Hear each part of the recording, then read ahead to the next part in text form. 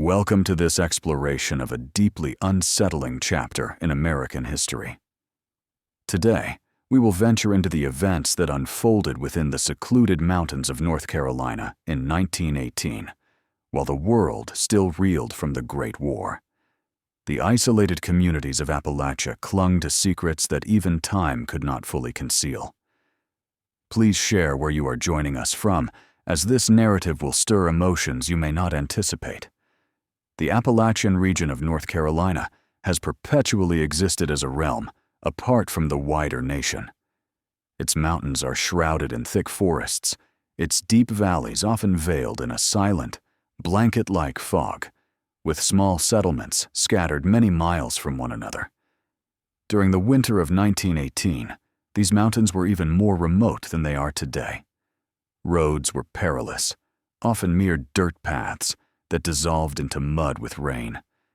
Electricity was an almost mythical luxury, and news from the outside world arrived weeks late, carried by travelers or newspapers that eventually reached the more accessible villages.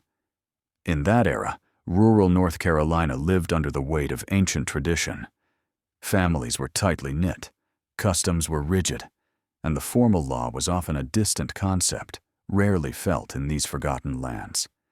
County sheriffs held jurisdictions too vast to patrol effectively, leaving many communities to resolve their own matters in their own ways.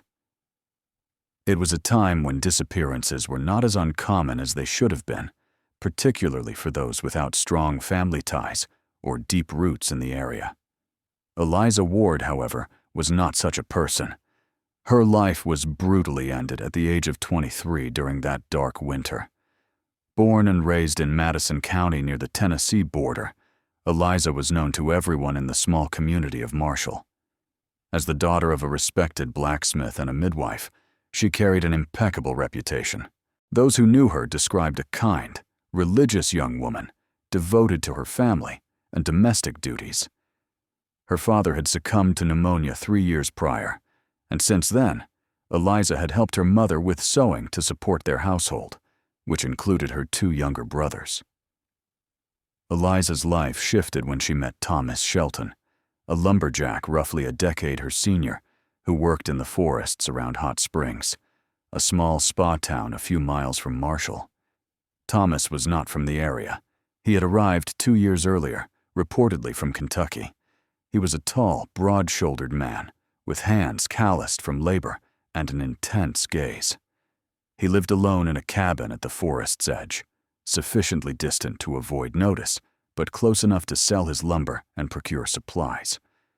The relationship between Eliza and Thomas began in the autumn of 1917. The exact manner of their meeting remains unknown, but in small communities, paths inevitably cross. Some witnesses reported seeing them converse after Sunday services at the Marshall Methodist Church. Others noted Thomas visiting the Ward home with increasing frequency, often under the pretext of needing tool repairs or work-related advice. What is certain is that within weeks, they were seen together regularly, and rumors began to swirl. Eliza's mother disapproved of the union. Neighbors overheard arguments at the Ward home, frequently involving Thomas Shelton's name. Mrs. Ward confided in close friends that something was not right about the man, that he carried an indefinable shadow. Yet Eliza was determined. At 23, an age when many women were already married with children, she saw in Thomas a chance to build her own life and family. Letters to a cousin in Asheville reveal a young woman in love, brimming with plans and hopes for the future. Winter arrived early in 1918. The first snows fell in November, draping the mountains in a seemingly eternal white. Roads became impassable, and people retreated to their homes to prepare for months of isolation. It was under these conditions that Eliza Ward first vanished. In early December, she left home, telling her mother she was going to visit Thomas at his cabin. The journey from Marshall was roughly 5 miles, a 2-hour walk in good conditions. Eliza carried a basket of food and supplies, wearing her heaviest coat and her father's old leather boots. She did not return that night, or the next. On the third day, a panicked Mrs. Ward contacted County Sheriff Robert Hayes, a practical man who had held his office for 15 years. Hayes was known for his no-nonsense attitude and a tendency to dismiss what he considered private affairs. Initially, he suggested Eliza had likely chosen to stay with her fiancé and would return in her own time.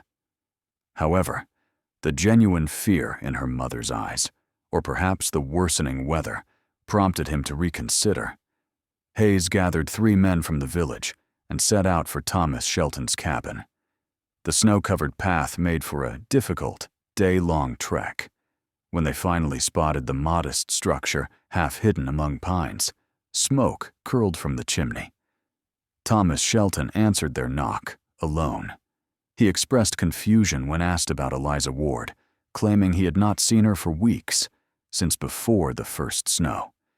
He denied her visit and suggested she might have gone elsewhere. A quick search of the cabin revealed no sign of Eliza. No women's clothing, no basket, only the sparse belongings of a solitary man. They returned to Marshall with more questions than answers. Mrs. Ward insisted her daughter had clearly stated her destination, but without proof, and with Thomas's denial, Hayes could do little. Volunteer groups searched the trails between Marshall and Hot Springs for days, but heavy snow obscured any tracks. After 2 weeks, the official search was called off as winter deepened. Then, on December 28, 1918, 4 days before the new year, Eliza Ward reappeared.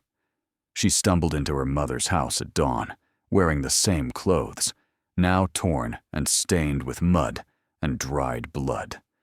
She was barefoot, her feet bruised and frozen, and could only mumble incoherently, shaking violently.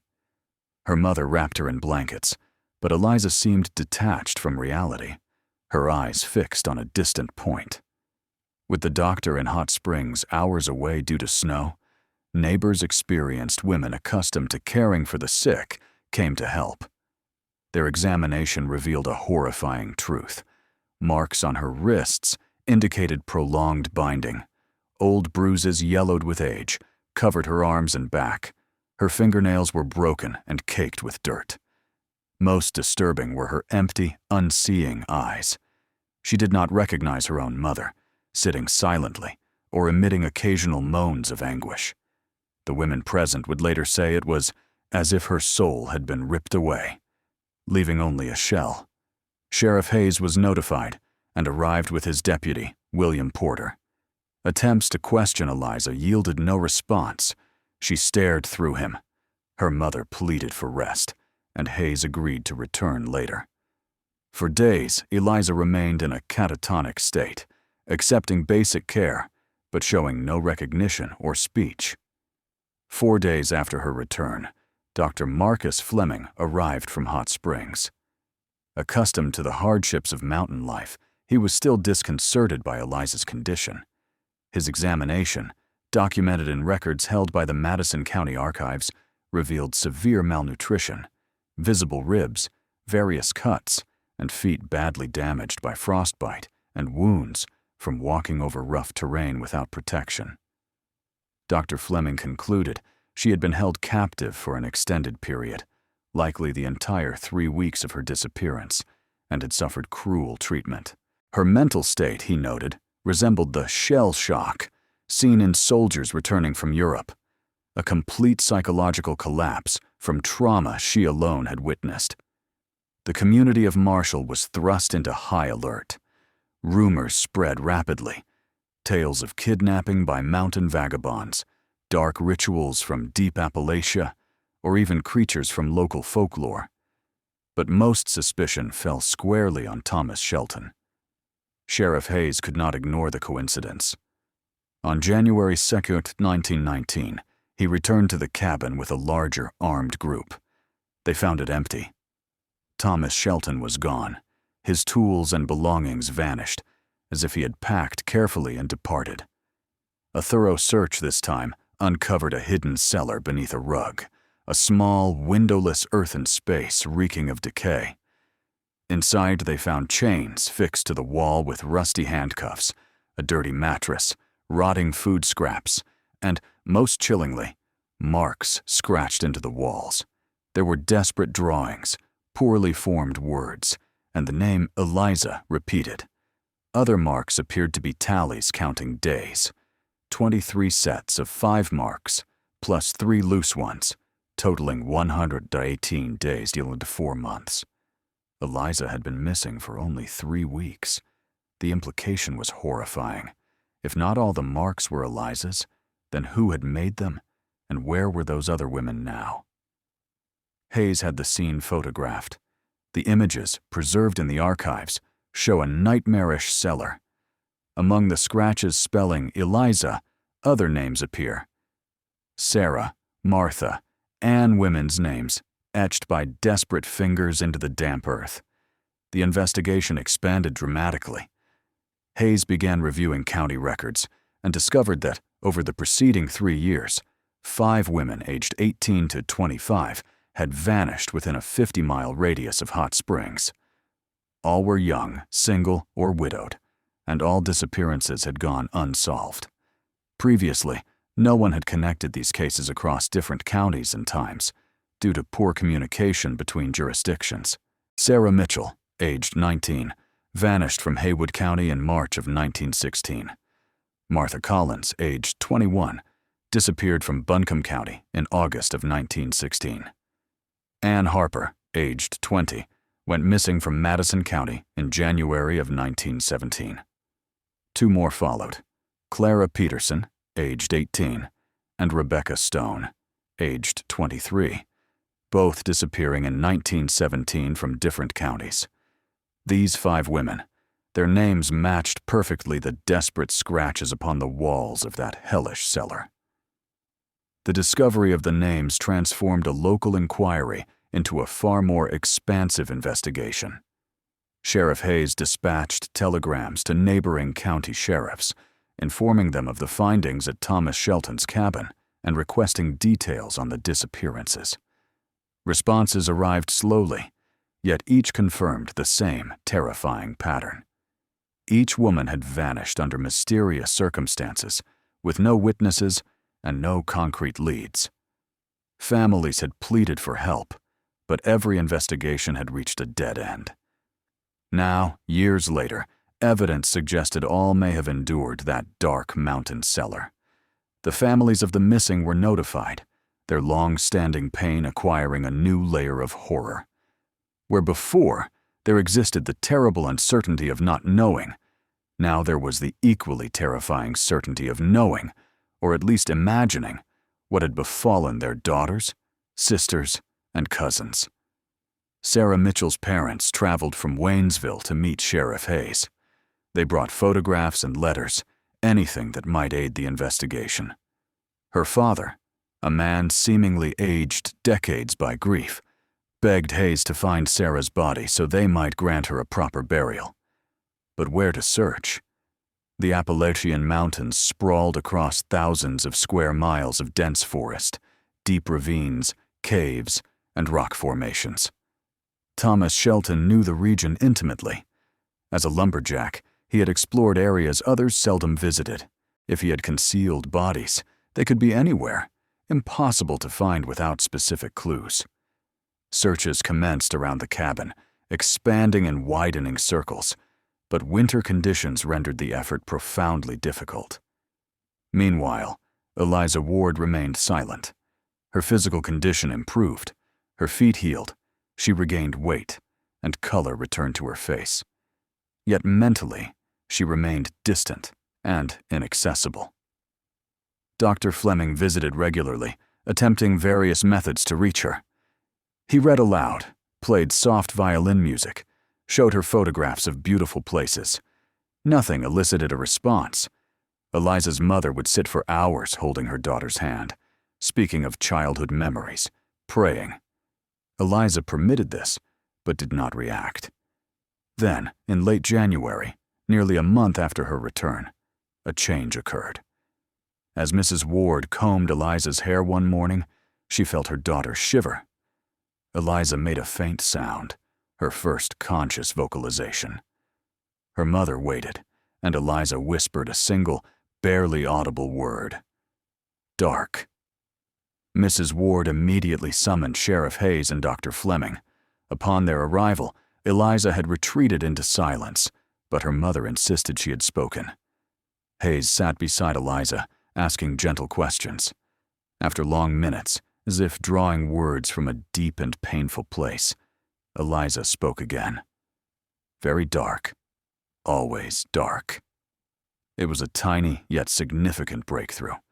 In the following days, Eliza began speaking in fragments, never complete sentences, never coherent narratives, just isolated words. Cold. Chains. Voices. Crying. Each word was a piece of an impossible puzzle Hayes desperately tried to assemble. He visited daily, patient and careful, avoiding any pressure to relive her unbearable trauma. By mid-February, Eliza managed a nearly complete sentence. Hayes was asking about Thomas Shelton when she suddenly turned and looked directly into his eyes, her first direct eye contact since returning. He wasn't alone, she said, each word requiring visible effort. Hayes felt a chill. What do you mean, Eliza? Was there someone else with Thomas? But Eliza fell silent again, not speaking for days. Her statement, however, radically altered the investigation's course. If Thomas Shelton had not acted alone, it meant an accomplice, possibly still in the area, observing the investigation unfold. Hayes re-examined everything in this new light. Who were Thomas's associates? Who visited his isolated cabin? Interviews in Hot Springs and Marshall yielded little. Thomas Shelton was described as solitary, distant. He purchased supplies, occasionally drank at the tavern, but spoke little. Fellow lumberjacks said he worked alone. There were no obvious friends or business partners. One exception emerged. Some recalled seeing Thomas occasionally conversing with a man named Caleb Marsh, a hunter living in even greater seclusion near the Tennessee border.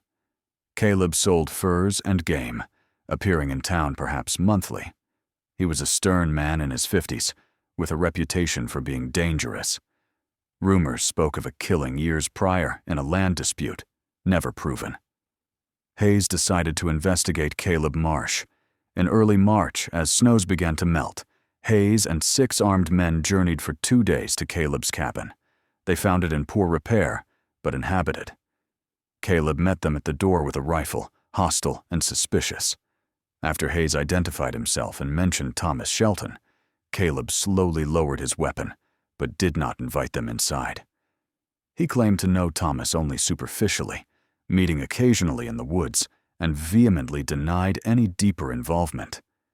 Hesitantly, he permitted a search of the cabin, which revealed nothing incriminating, just the simple dwelling of a hunter. As they prepared to leave, a deputy noticed a structure at the rear, half hidden by vegetation. Caleb called it a storage shed for equipment and smoked meat. Hayes insisted on inspecting it. Caleb, visibly uncomfortable, led them to the shed, secured by a heavy padlock. He claimed to have lost the key months prior. Hayes ordered the lock forced open. The odor that emerged was unmistakable, not of smoked meat, but of decay. Inside, illuminated by flashlights, they found bodies. 4 in total, all young women, in varying states of decomposition. Caleb Marsh attempted to flee, but was swiftly apprehended. He struggled violently, screaming that he was being framed, that Thomas was responsible and had planted the bodies. His protests rang hollow.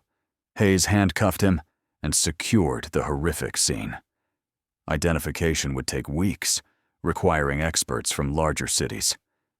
It soon became clear that at least 3 bodies matched women missing from previous years. Sarah Mitchell was identified by a necklace her father recognized. Martha Collins was identified by specific physical characteristics and clothing. Ann Harper was identified through emerging dental records. The 4th body, in more advanced decomposition, proved harder to identify, suggesting it had been there longer. Hayes began scouring records for older disappearances, dating back to 1913 and 1914. Meanwhile, Caleb Marsh was taken to the Marshall County Jail. He continued to deny involvement, insisting Thomas Shelton was the true culprit who had framed him. His story contained obvious flaws. How could Thomas transport 4 bodies undetected across miles of mountain forest? How could he access Caleb's property unnoticed? Why did Caleb keep the shed padlocked? The questions mounted, and Caleb's answers grew increasingly inconsistent and desperate. His trial was scheduled for April, but Hayes needed to find Thomas Shelton. The search expanded beyond North Carolina. Telegrams with Thomas's description: white male, 33, approximately 6 feet tall, strongly built, dark brown hair, blue eyes, possible hand scars from woodworking, were sent to sheriffs in Tennessee, Virginia, Kentucky, and West Virginia. He was considered extremely dangerous, likely traveling alone on foot or by wagon, possibly under an assumed name. Weeks passed without concrete leads. Sightings were reported, but proved false. Thomas Shelton had vanished into the vastness of the Appalachians, a region where a knowledgeable man could hide indefinitely among isolated valleys, abandoned cabins, and deep caves. Back in Marshall, Eliza Ward continued her slow, painful recovery. As weeks passed, she spoke more, though still in fragments and with great difficulty. Dr. Fleming spent hours with her, employing techniques from European texts on psychological trauma, creating a safe space for her to process her experience. In a session in late March, as Eliza gazed out a window at the distant mountains, she finally began to tell her story. Fleming recorded her words. "He told me he loved me," Eliza began softly. "On the way to the cabin, he spoke of our future, the home we would build. I was happy. I trusted him completely." She paused a long moment. "When we arrived, he offered me tea. I drank it, and then everything went wrong. I woke in the dark, chained. I could see nothing. I screamed for help, but no one came. Only him. He always returned, sometimes with food, sometimes just to look, to talk. He said strange things, that I was special, that he had chosen me, that I should feel honored." Her pauses were long and pained. Fleming did not interrupt. "There was someone else," she continued, confirming her earlier statement. "An older man. He came sometimes. They talked in low voices upstairs. I heard footsteps, muffled voices. Sometimes the older man came down too. He never spoke to me. He just stared. His eyes were cold, empty, more frightening than Thomas's." Eliza described scratching the wall with her handcuffs to mark time, finding other scratches and names already there. "Sarah was there when I arrived," Eliza said, her voice breaking. "She was chained on the other side. She could barely speak. She'd been there so long. She died after a few days. I heard them stop feeding her. I heard her breathing stop, and then they took her away." The story was too horrifying to fabricate.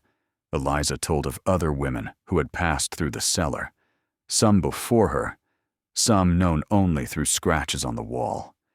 She spoke of endless days in darkness, of bone-deep cold, of constant hunger as food was scarce and irregular, of the terror of footsteps on the stairs, never knowing what would come next.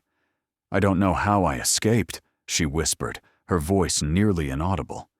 They argued. I heard screaming upstairs, fighting. Something broke, and then silence for days. No one came. No food, no water. I thought I would die there. But then I heard different footsteps. Someone opened the trap door. It was Thomas, alone. He seemed different, scared. He said he had to leave, that something had gone wrong. He untied my chains. He told me to wait, that he would be back. Eliza explained that once alone, she climbed the stairs. She was terribly weak but driven by instinct. The cabin was empty. She escaped and began walking aimlessly, just wanting to get away. She had no shoes, no sense of direction. She fell repeatedly. The snow burned her feet, but she kept going. Eventually, she recognized a rock formation she had seen before, which gave her a sense of direction toward Marshall. The journey took days. She did not know exactly how many. She slept hidden in tree hollows, drank melted snow, and ate nothing until she finally saw the first houses of Marshall and managed to reach home. Eliza's testimony became the most crucial piece of evidence for Sheriff Hayes, who personally visited her after Dr. Fleming shared the account. Hayes asked, "Would you recognize the older man if you saw him again?" Eliza nodded slowly, replying, "I'll never forget those eyes." Hayes then carefully showed her a photograph taken after Caleb Marsh's arrest. Eliza looked at the image, her face instantly paling, and she began to tremble, her hands clutching the blanket around her. "It's him," she whispered. "It's him." With Eliza's testimony and the physical evidence from Caleb Marsh's property, the case against him appeared solid. Yet unanswered questions remained. Where were the bodies of the other missing women, Clara Peterson and Rebecca Stone? And most pressingly, where was Thomas Shelton? The prevailing theory suggested a disagreement between Thomas and Caleb, possibly over Eliza or the risks of their operation, leading Thomas to free Eliza in a panic and flee, leaving Caleb to face the consequences. Another haunting possibility lingered in Hayes's mind. What if Thomas had not run away? What if something had happened to him? The violent argument Eliza overheard, the ensuing silence, and the fact that only Thomas came to free her raised the question, could Caleb have killed Thomas? Hayes ordered thorough searches of Caleb's property, focusing on areas where a body might be buried. They excavated around the cabin, inspected smaller structures, and examined recently disturbed earth. While they did not find Thomas Shelton, they discovered 2 more graves, smaller and shallower, but unmistakable. The bodies were in an advanced state of decomposition, but their size and clothing suggested they were female.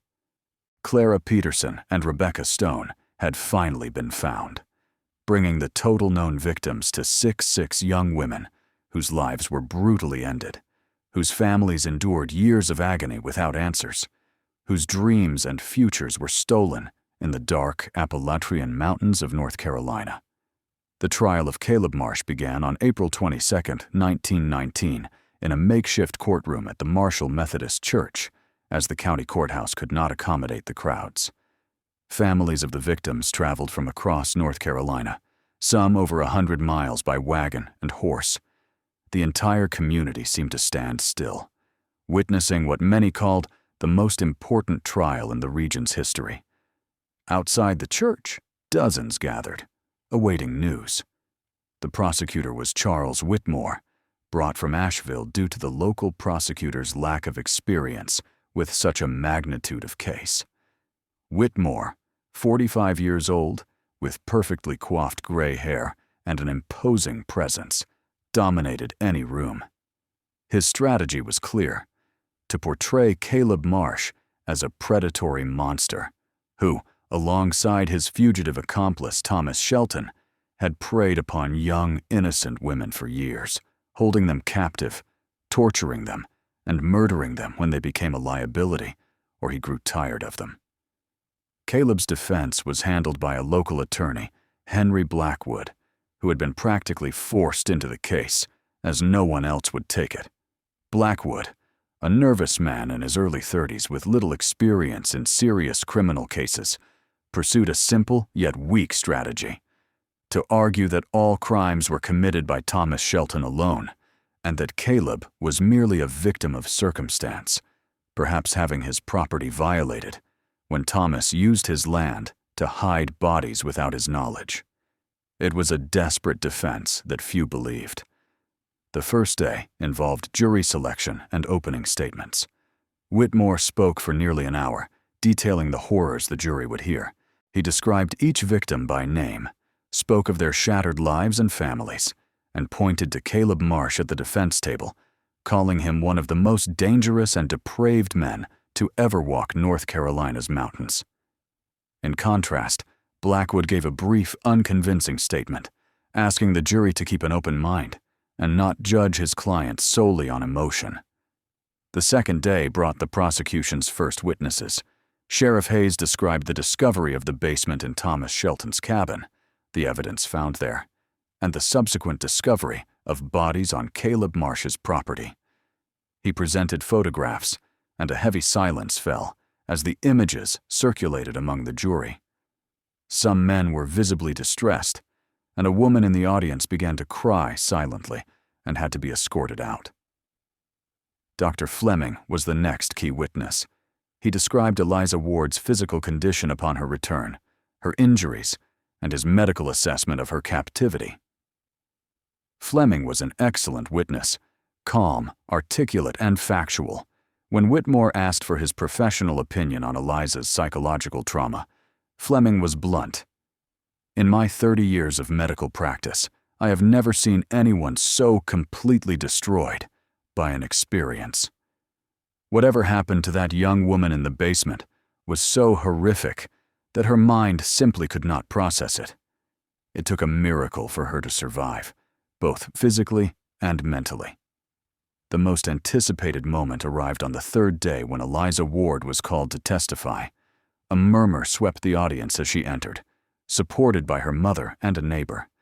She appeared visibly frail, pale, and moved slowly. Seated in the witness chair, she kept her eyes fixed on her hands, avoiding direct sight of Caleb Marsh. Judge Samuel Porter, an elderly man, called for absolute silence, warning that any interruption would result in immediate dismissal. Whitmore conducted the cross-examination with extraordinary care, asking simple questions and giving Eliza time to respond.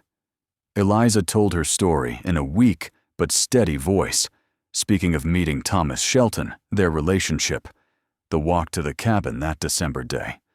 Her voice trembled as she described waking up chained in the dark, the endless days of suffering, and listening to Sarah Mitchell die beside her. Several in the audience wept openly, and even some jury members struggled to maintain composure. When Whitmore asked if she could identify the older man who had visited the basement with Thomas, Eliza finally looked up and stared directly at Caleb Marsh. A moment of absolute tension filled the room. "It's that man," she said, pointing. "I'll never forget his eyes. He looked at us like we were animals, like we were nothing." Caleb showed no visible reaction, but his posture seemed to stiffen further. Blackwood's cross-examination was disastrous. He attempted to question the reliability of Eliza's testimony, suggesting her traumatized state might have distorted her memories or that she could be mistaking Caleb for someone else. However, each question only highlighted Eliza's suffering and made Blackwood appear cruel. When he suggested Eliza might have gone voluntarily with Thomas and fabricated the kidnapping story to avoid social embarrassment, an outcry arose from the audience. Judge Porter banged his gavel repeatedly to restore order and sternly warned Blackwood against making unfounded accusations. The following days brought more witnesses. Family members of the other victims identified personal belongings found on Caleb's property. Medical experts from Charlotte and Raleigh testified about probable causes of death based on the remains. Local residents spoke of seeing Thomas and Caleb together on numerous occasions, contradicting Caleb's claim that he barely knew the man.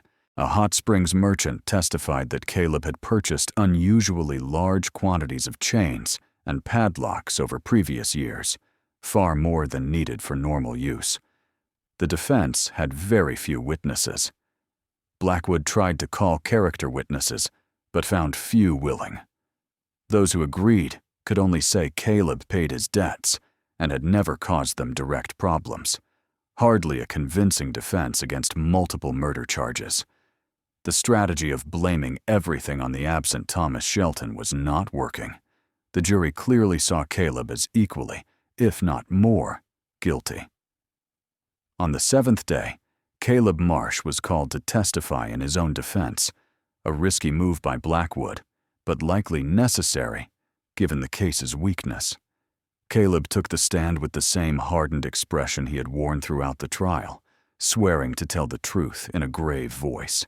His eyes swept the room with apparent contempt. Blackwood tried to guide him through a narrative painting Thomas as the sole culprit. But Caleb was not a good liar. His answers were short, evasive, and contradictory to previous statements. When Whitmore began his cross-examination, the atmosphere shifted completely. The prosecutor approached Caleb slowly, his words measured and precise. "Mr. Marsh, how many women have you killed?" The direct question surprised everyone. Blackwood objected vehemently, but the judge allowed it. Caleb remained silent, his jaw clenched. "I didn't kill anyone," he finally replied. "Thomas did all of this." Whitmore smiled coldly. "So you admit you knew what Thomas was doing?" Caleb realized his mistake immediately, but it was too late. He tried to backtrack, claiming he knew nothing until the bodies were found, but his credibility was shattered. Whitmore spent the next 2 hours systematically dismantling Caleb's every claim, pointing out inconsistencies and asking questions Caleb could not answer without further self-incrimination. By the end, Caleb was visibly shaken, sweating despite the cold, his answers increasingly confused and defensive. Closing arguments began on the 8th day. Blackwood did what he could with little material, arguing that Thomas Shelton's absence meant the jury would never hear the full story, and that convicting Caleb based primarily on circumstances and the testimony of a single traumatized person would be unfair. He asked the jury to consider reasonable doubt, suggesting Caleb might just be a lonely man whose only crime was misfortune. It was a weak argument, and everyone knew it, including Blackwood himself. Whitmore rose for his closing argument with the confidence of someone who knew he had already won, but he sought to ensure the jury grasped the gravity of the crimes and the destroyed lives behind them. He spoke of Sarah Mitchell, 19, who loved to draw and dreamed of teaching; Martha Collins, 21, who played piano at church and cared for her younger siblings; Ann Harper, 20, engaged and planning to marry; Clara Peterson, 18, the youngest, who had just started a job at a textile factory and was saving for a new dress; Rebecca Stone, 23, a war widow trying to rebuild her life; and Eliza Ward, the sole survivor who would forever bear the scars. 6 women, Whitmore said, his voice echoing through the quiet church. 6 daughters, 6 sisters, 6 members of our communities. And how long would this have gone on if Eliza hadn't managed to escape? How many more would have disappeared before we discovered the truth? He then turned to Caleb Marsh, pointing directly at him.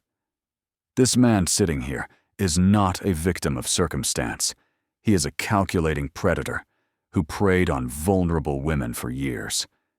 Yes, Thomas Shelton was his partner in these horrific crimes. Yes, Thomas managed to escape and is still out there.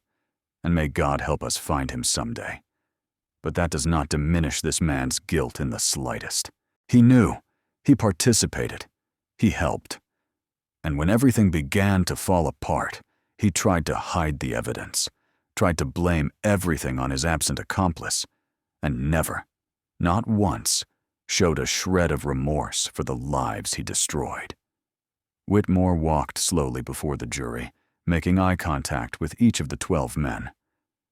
"Gentlemen of the jury, you have the responsibility to deliver justice, not only for these 6 women, but for all the families who have suffered, for this entire community shaken by these crimes, and for all future potential victims who will never exist if you do the right thing today. The evidence is overwhelming. The testimony is clear. This man is guilty of multiple murder, and I ask that you return the only possible verdict: guilty on all counts." Judge Porter gave his instructions to the jury that afternoon, explaining the formal charges, legal standards, and the difference between first-degree murder and lesser degrees. He emphasized that each charge should be considered separately and that they must be convinced beyond a reasonable doubt, clarifying that reasonable doubt did not mean possible or imagined doubt.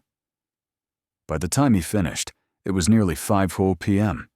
The jury retired to deliberate, and everyone waited. No one left.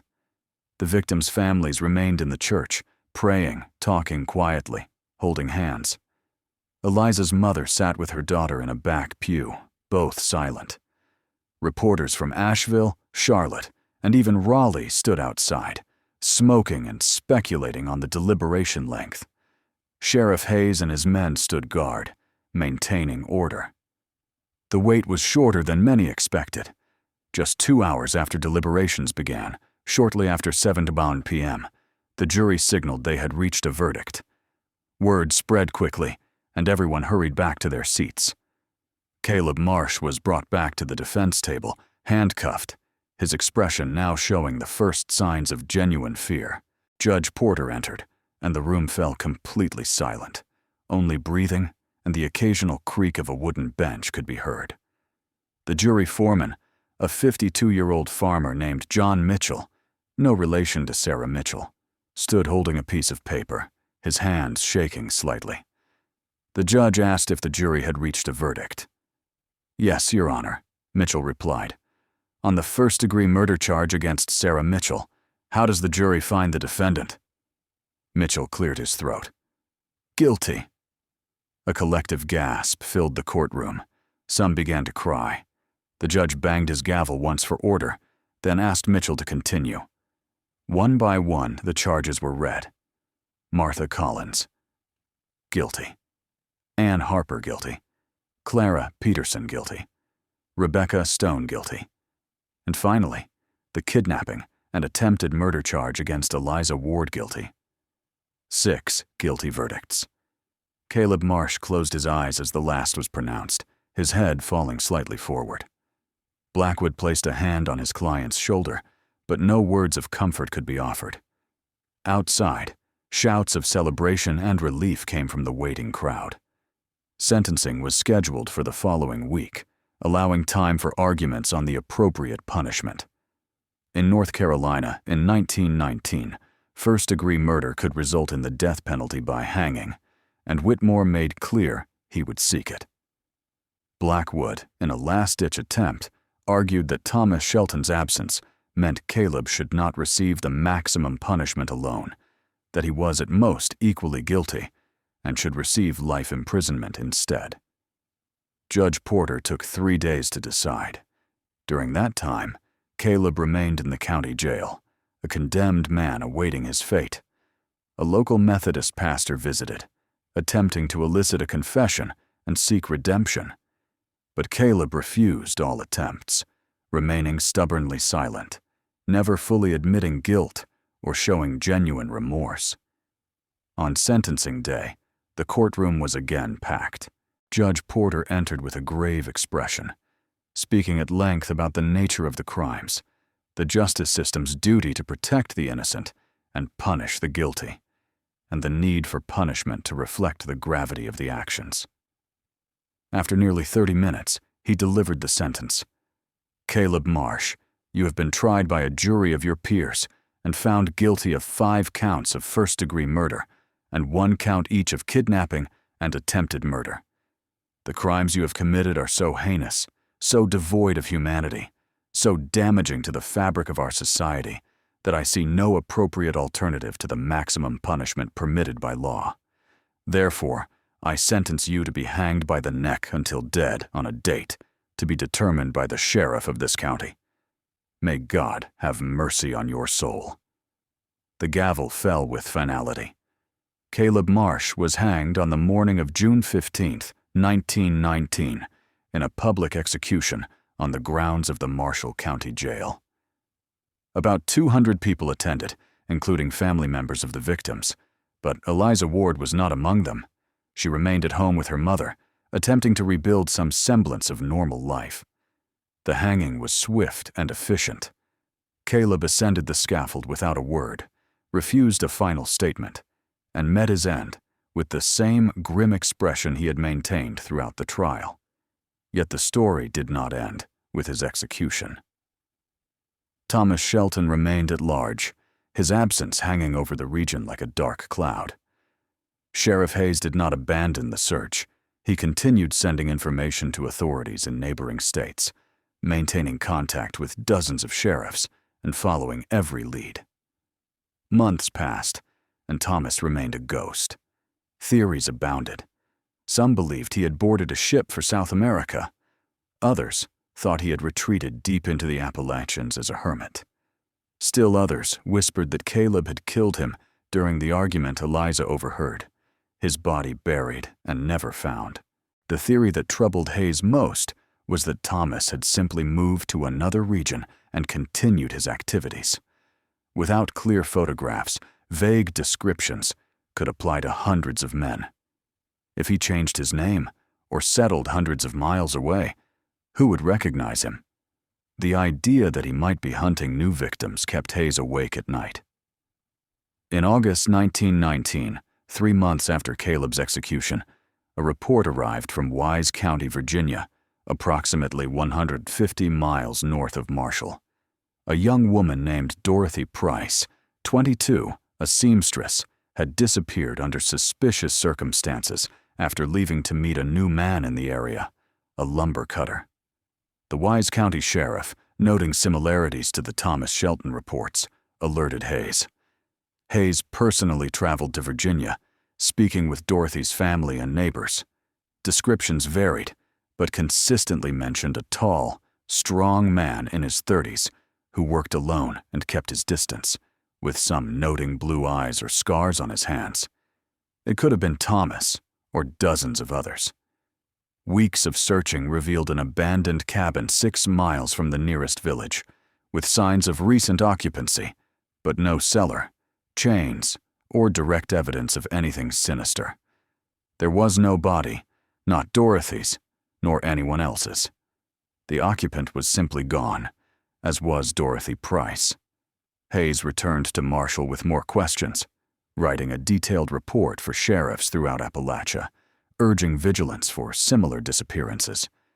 Meanwhile, in Marshall, life slowly returned to a new version of normal, marked by collective trauma. Families of the victims sought closure, though for many it was impossible. How does one properly bury someone whose body was found in such horrific conditions? How does one make peace with unimaginable suffering? How does one continue knowing the system that should have provided protection failed so utterly? Eliza Ward continued her slow recovery.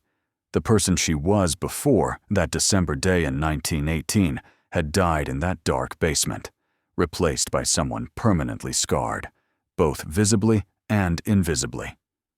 Yet she tried. With the help of her mother, Dr. Fleming, and a few close friends, she learned to live with the trauma, finding small moments of peace amid haunting memories. She never willingly spoke of Thomas Shelton again. When forced during the trial or conversations with Hayes, her answers were short and matter-of-fact, a struggle to avoid being lost in memories. Nightmares came frequently.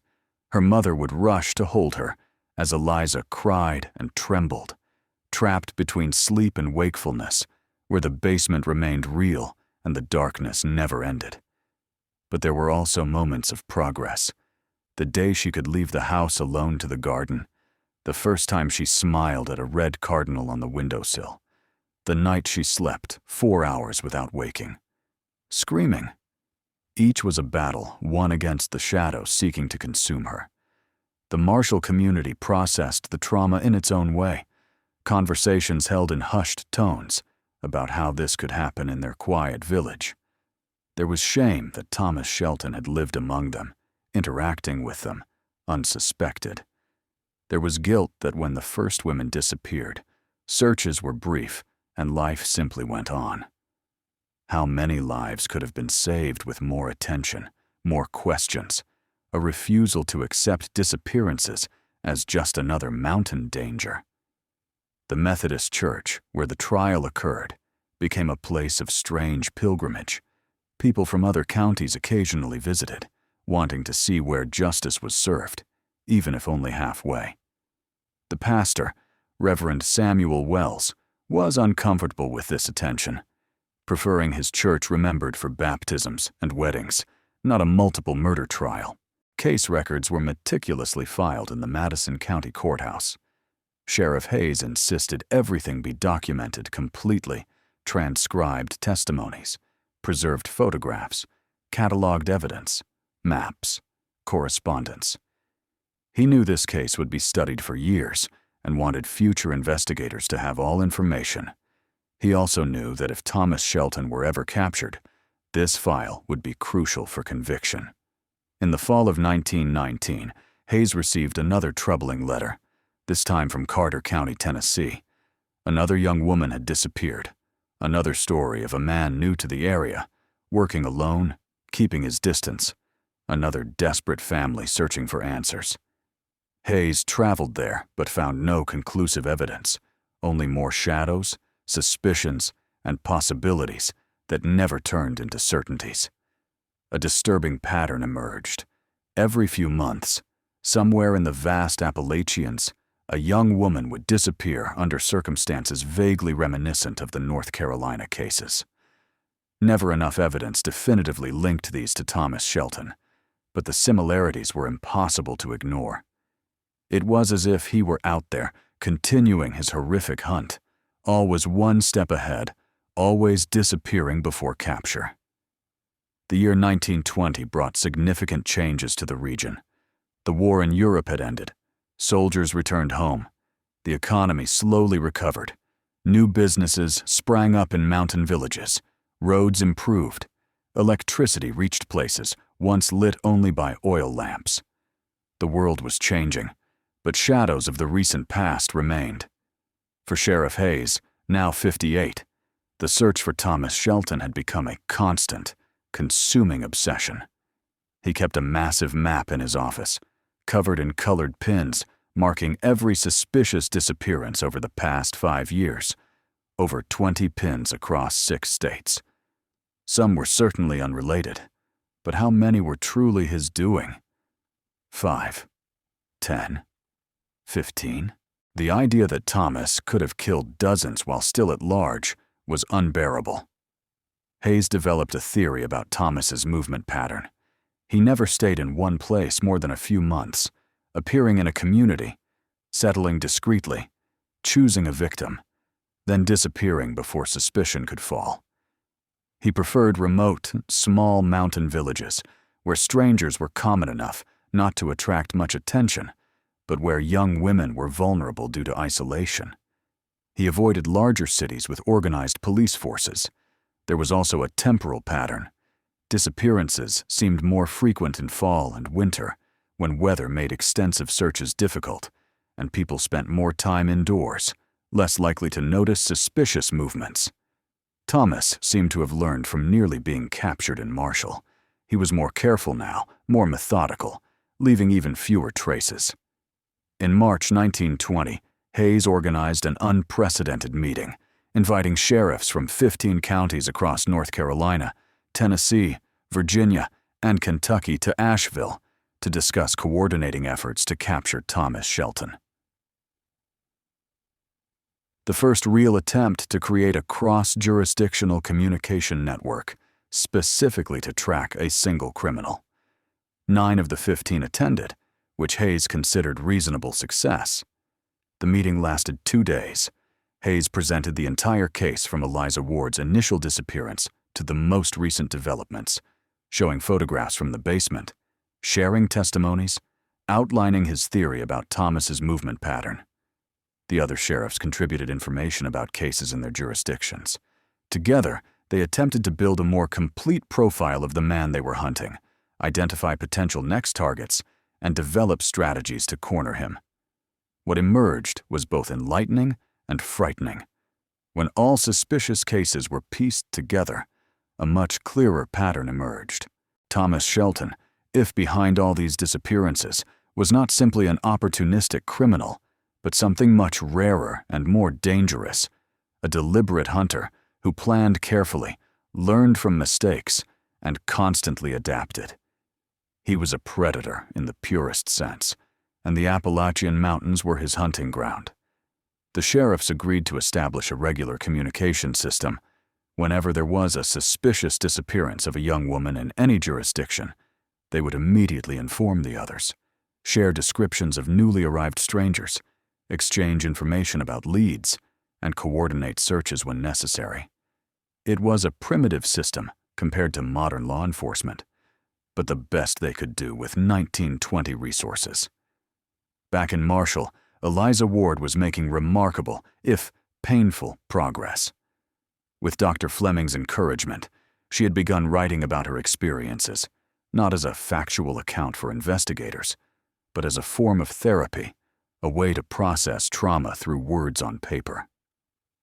Dr. Fleming had encountered this technique in European medical texts, where it was being applied with some success to war veterans suffering from neurosis. He adapted the approach for Eliza, suggesting she write only when she felt able, free from pressure or judgment. Eliza's writings, preserved by her family and eventually donated to the county archives decades later, offer a devastating window into a mind grappling with unimaginable trauma. She wrote of the constant fear she felt, even within her own home, how innocent night sounds could freeze her in terror. She wrote of the guilt she carried for having survived when other women had not, perpetually questioning why she had been granted a second chance. She wrote of the rage she felt, not only toward Thomas and Caleb, but toward a world that allowed men like them to exist. Yet she also wrote of hope, small sparks of hope that appeared in unexpected moments, the kindness of strangers who treated her with dignity, the strength of her mother who never gave up on her, the beauty of a sunrise over the mountains that reminded her life existed beyond the horror. These moments sustained her, allowing her to move forward one day, sometimes 1 hour, at a time. In May of 1920, something extraordinary occurred. Eliza expressed a desire to meet the families of the other victims. It was a courageous decision, and Sheriff Hayes helped arrange the meetings. The first was with the family of Sarah Mitchell, the young woman who had died beside Eliza in that basement. The encounter was emotionally devastating for all. Sarah's mother held Eliza's hands and wept, thanking her for surviving, for telling her story, for ensuring Sarah would not be forgotten. Eliza wept as well, releasing years of pent-up guilt and finding a form of forgiveness in the eyes of a grieving mother. Similar meetings followed with the families of Martha Collins, Ann Harper, Clara Peterson, and Rebecca Stone. Each family's grief was unique, yet all shared a common need for connection with someone who had been there, who had seen their daughters in their final moments, who could offer a shred of closure. Eliza did her best, though each meeting left her emotionally drained for days. She shared what she could remember, always omitting the most horrific details and focusing instead on small moments of humanity, even amid the darkness. These encounters changed Eliza in ways she had not anticipated. She realized her survival held a purpose greater than her own life. She was the voice for those who could no longer speak, the witness who would ensure their suffering was not in vain, living proof that justice must be pursued. This realization gave her renewed strength, a sense of mission that helped her fight through the darkest moments of despair. That summer, Hayes received a promising lead. A sheriff in McDowell County, North Carolina, about 50 miles from Marshall, reported arresting a man for drunk and disorderly conduct. During a search, a necklace matching the description of one belonging to a victim was found among his belongings. The man claimed to have found it in the woods months earlier, but could not provide specifics. His physical description was close enough to Thomas Shelton's to warrant further investigation. Hayes traveled to McDowell immediately, bringing photographs of the victims and detailed descriptions. Upon seeing the man in custody, Hayes's heart raced. The resemblance was striking. The right height, build, and age. Could it finally be him? Hayes personally conducted the interrogation.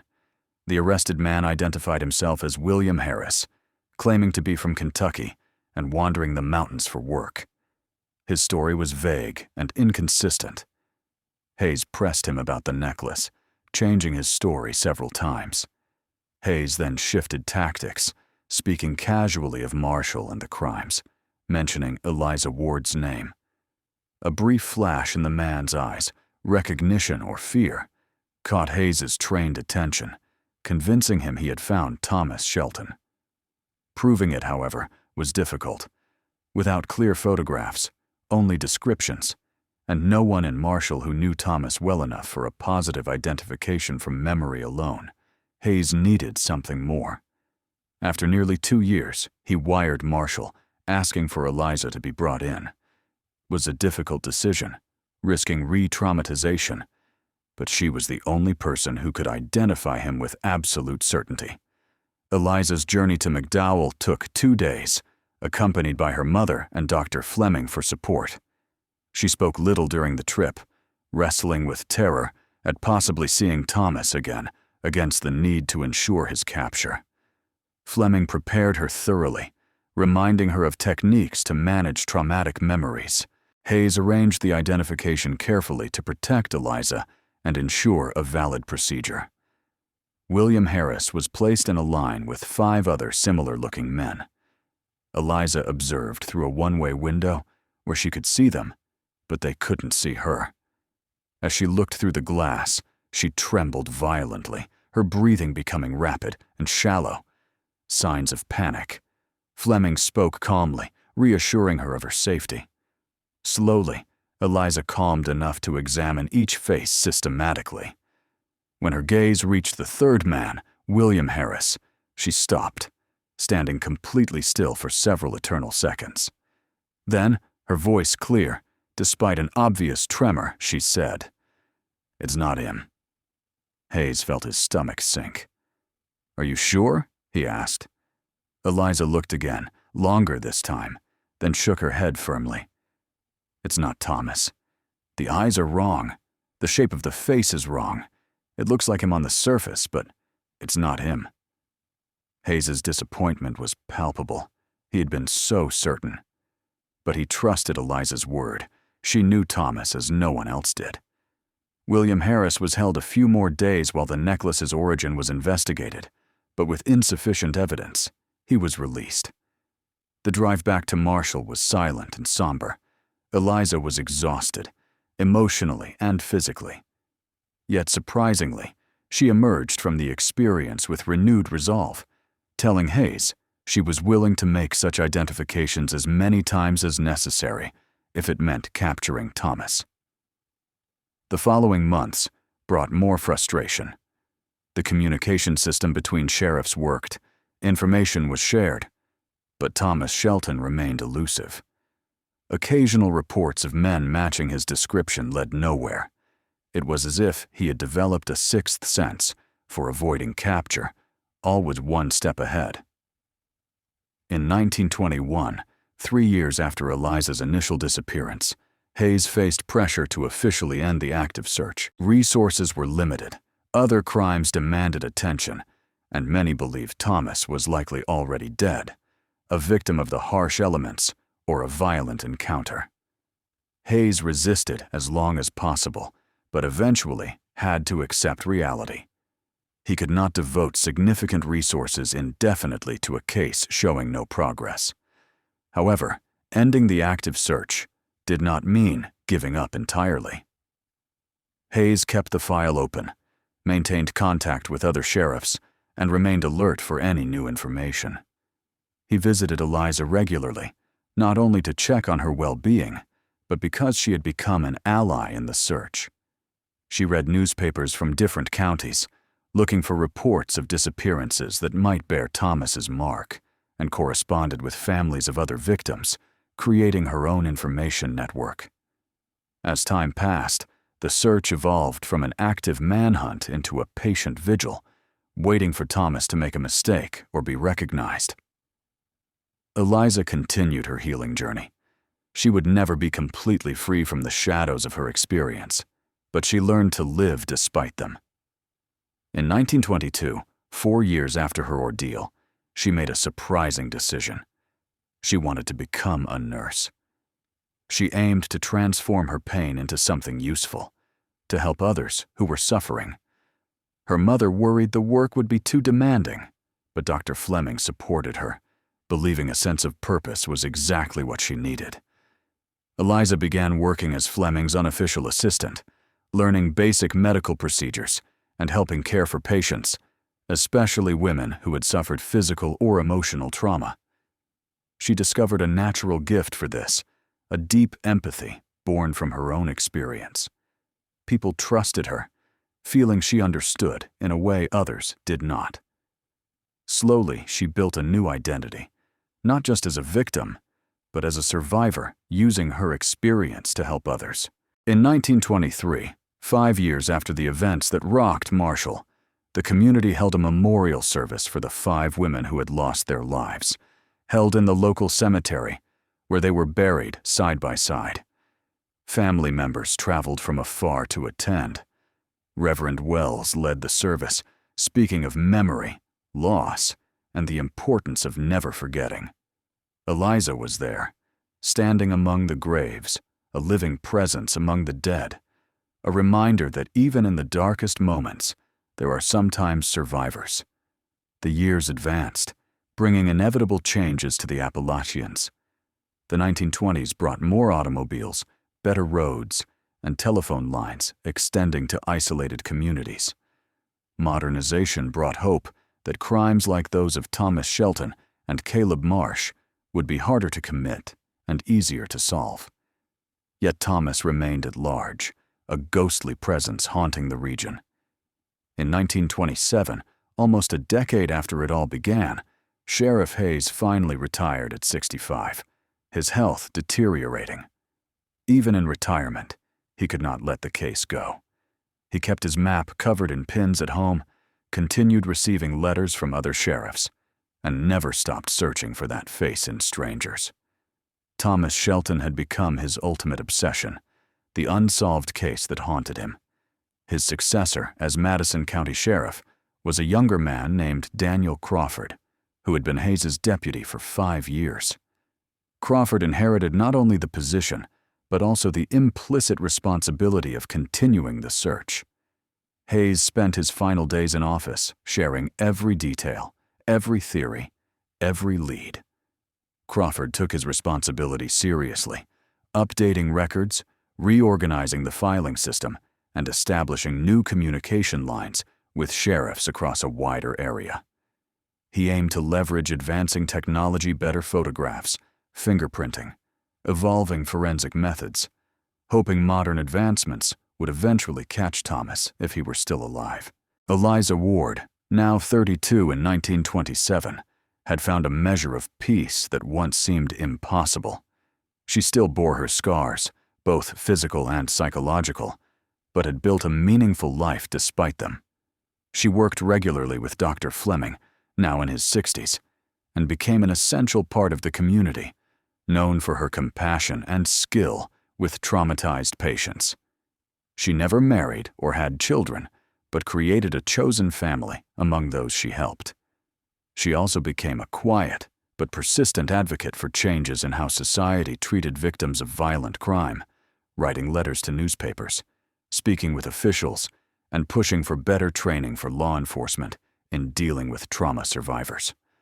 Her work was groundbreaking for its time, planting seeds that would take decades to fully blossom, but would eventually contribute to significant changes in criminal justice systems. The mysterious disappearances of young women in the mountains never completely stopped. However, as years passed and investigative techniques improved, it became increasingly difficult to definitively connect new cases to Thomas Shelton. Some were clearly unrelated, committed by others. Others remained unsolved mysteries, with possible connections to the events of 1918. The trail grew so cold, it became nearly impossible to trace. In 1933, 15 years after the original case, something extraordinary happened. An elderly man walking in the deep woods of Yancey County, North Carolina, stumbled upon partially buried human remains. Excavation revealed not one, but 3 sets of remains, all of young women based on bone structure and clothing fragments. Decomposition was too advanced to determine causes of death, but the isolated location and burial manner strongly suggested foul play. Sheriff Crawford personally investigated, bringing the Shelton case files. The area was about 40 miles from Marshall, within territory Thomas knew well. An extensive search found the remains of an old, abandoned cabin nearby. Identifying the remains after so many years was nearly impossible with the technology of the time. Crawford compared them with records of missing women, but found no definitive confirmation. The 3 sets of remains were buried in a local cemetery, with headstones marked unknown, 3 more possible victims, 3 more families left without answers. The case briefly returned to headlines. Reporters recounted the events of 1918 to 19, interviewed the now 71-year-old and frail Hayes, and asked Crawford about the ongoing search. Eliza was approached, but politely declined all interviews. She had told her story when necessary, but had no interest in publicly reliving her trauma for curious readers. Hayes died in 1935 at age 73, never having seen Thomas Shelton captured. His reported last words were, "He's still out there." He was buried with honors in Marshall Cemetery, not far from the graves of the 5 known victims. His obituary highlighted his dedicated service, especially his tireless pursuit of justice in the case that defined his final years.